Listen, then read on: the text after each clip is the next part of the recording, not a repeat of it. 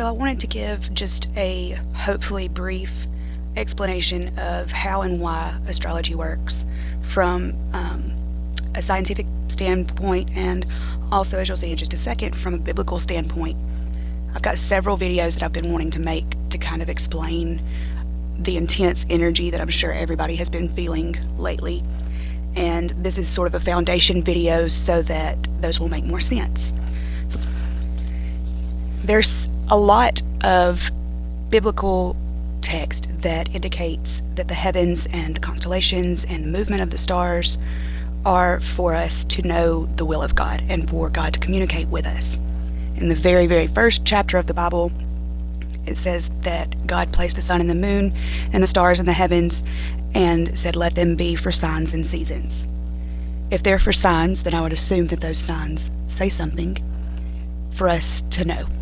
I wouldn't think that God would put them up there if he didn't want us to be able to know what he was talking about in the signs. And then my favorite verse, or verses on the topic, you can see here on the screen, Psalm 19, 1-6. And this is the King James Version. "The heavens declare the glory of God, and the firmament showeth his handiwork. Day unto day uttereth speech, and night unto night showeth knowledge. There is no speech nor language where their voice is not heard. Their line is gone out through all the earth, and their words to the end of the world. In them hath he set a tabernacle for the sun, which is as a bridegroom coming out of his chamber, and rejoiceth as a strong man to run a race. His going forth is from the end of the heaven, and his circuit unto the ends of it, and there is nothing hid from the heat thereof." Now, if the signs and seasons verse in Genesis was too vague, here it says, "Day unto day they uttereth speech, and night unto night showeth knowledge." The knowledge here is not just that God made stars and a sun and a moon. This is divine wisdom that was given to us by the Creator as a way for us to know his will and as a way for us to see the path that these signs and seasons are paving before us. We each come here with a divine blueprint. That is the plan that we agreed to with the Creator before we came here. As a soul, we each decide what we intend to learn, what we intend to face as far as challenges. We're all given spiritual gifts, and all of this can be seen in your natal astrological chart. And this whole entire chapter in Psalm, but especially these verses here, should really kind of shed a light, for lack of a better word, on the nature of these signs and seasons that were set forth in the heavens by the Creator at the dawn of time. So before I get into the scientific explanation of astrology and how it works and impacts our lives, there's a little bit of groundwork that we need to cover first. So for most of us, since elementary school, when we learned, the planet song in first or second, third grade, whenever it was, this is the image that we have in our head of how the solar system is set up. All the planets in a nice little row from Mercury out to Pluto with the sun in the middle, very flat, everybody falling in line. And if not, in a straight line like this, we might have an idea similar to this of how everything is set up, because we all know, or most of us know anyway, that the orbits of the planets take a little bit of time, and everybody's orbit is different depending on how far away from the sun they are. But even this model here, where they're all scattered out and not in the neat little row that we all have in our head, this still falls short, because in reality we are constantly moving through the universe, through the galaxy, the Milky Way galaxy, as a system, as a whole. So we're a solar system, meaning that we are heliocentric. The sun is in the middle, we all orbit around it. But these orbits are not just on a plane. They're not stationary. It's not like a track, like running track and field around a football field. We're constantly flying through space. The sun at the middle is also flying with us, and we're just going along for the ride. And so this is a more accurate model of what our solar system looks like and how it behaves. You can see towards the middle, you've got Mercury moving pretty quickly around the sun's tail, and then around the outside, you've got the outer planets like Neptune and Pluto that have a much longer orbit, and so they're stretched out and don't have the spiral that Mercury, Venus, Earth do. So as we're moving through the cosmos like this, the sun is actually in orbit around the center of the Milky Way. And so there's a black hole in the center of the Milky Way it's called Sagittarius B. And it's loosely related to the constellation Sagittarius, but Sagittarius in and of itself is not the center of the Milky Way.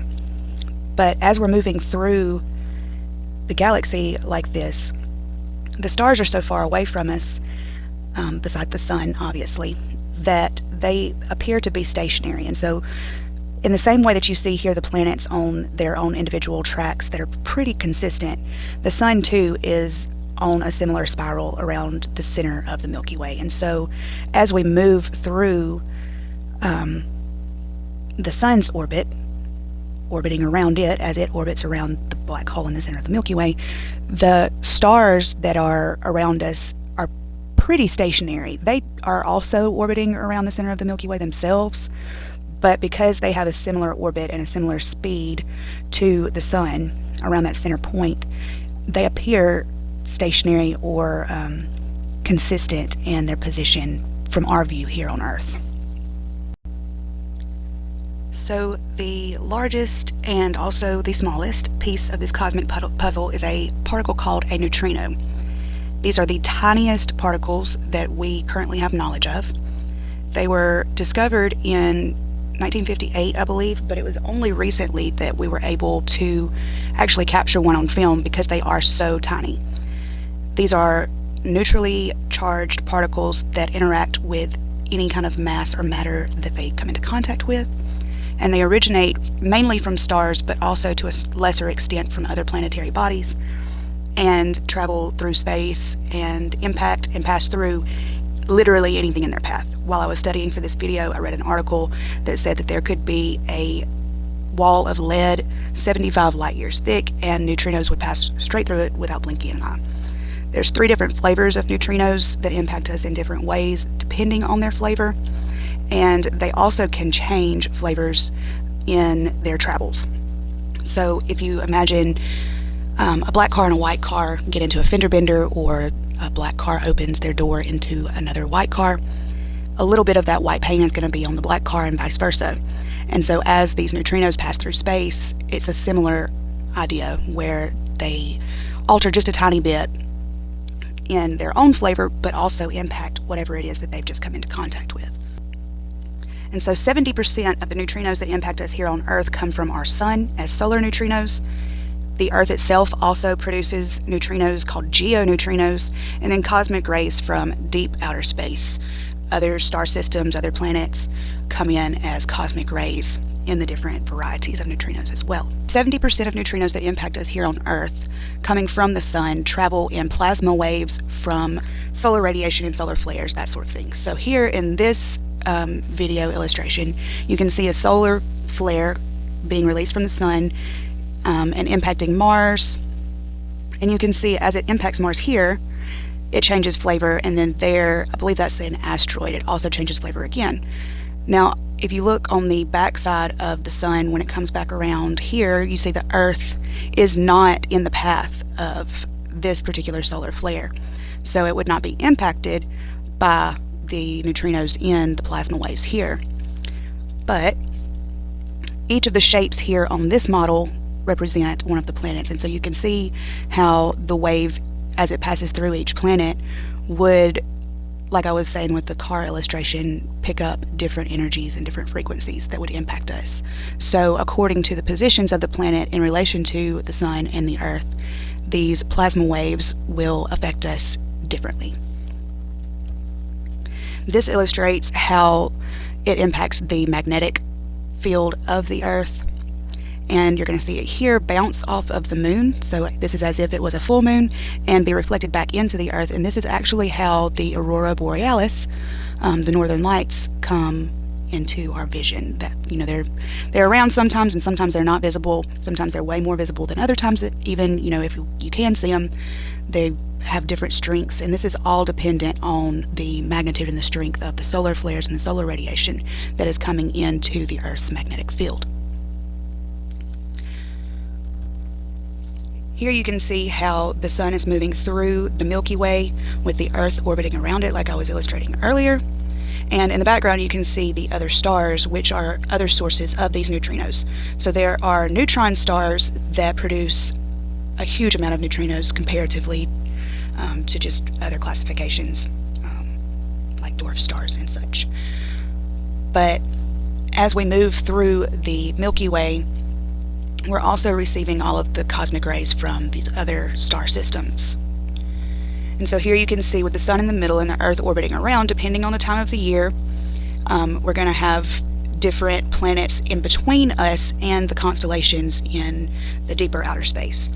And so because of this, we can see the neutrinos picking up these different flavors and bouncing around off of different planets, like I said, depending on their position in relation to the sun and the Earth. And so that, in a nutshell, is how astrology and the positions of the stars and the positions of the planets impact us here on Earth. These teeny tiny particles called neutrinos pretty much rule our lives. They are small enough and weak enough that they do not control us, but they definitely influence the energy around us, and the way that we perceive or the way that we are prepared for these energetic frequencies coming in can help us to understand, especially around full moons like it is today, we can be more prepared for the way that it might influence us and the people around us, and so we might be less reactive. Horoscopes themselves are, first of all, very, very vague and not even based on the right part of your natal chart. But besides that, they are more of a pseudoscience, I guess, if you would even call it that, way of predicting. Astrology itself, even if you do a predictive astrology, it is not for the purpose of predicting specific events or planning your life around.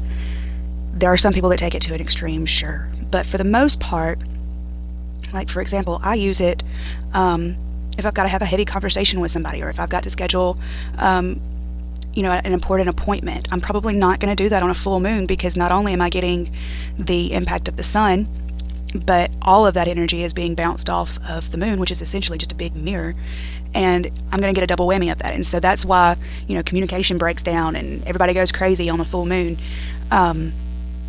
There's a reason behind all the madness, I'll just put it that way. And based on the stars and the star systems that these other constellations are within, those also have their own energetic frequency that impact the planets between here and there, and it all just works together like a huge clock or compass. It's basically the heavens is a big timepiece. Like I said at the very beginning, God said, "Let these be for signs and for seasons." It is the cardinal signs. Aries, Cancer, Libra, and Capricorn are the cardinal signs, just like north, south, east, and west. So that's the signs. And then the seasons, of course, are the equinoxes and the solstice that for the entire history of humanity we have used to track hunting seasons and harvest seasons, when to plant, when to plow. There's definitely more to it than just a pretty sky. And so hopefully that answered some of the questions that you might have had, maybe raised some questions that you didn't know you had. If there's anything that was unanswered, feel free to comment below or send me a message privately. I'll be happy to explain. And if I don't know how to answer your question, I will dig around until I find it. So let me know what you think. If you want to know more, let me know that too. And thanks for listening.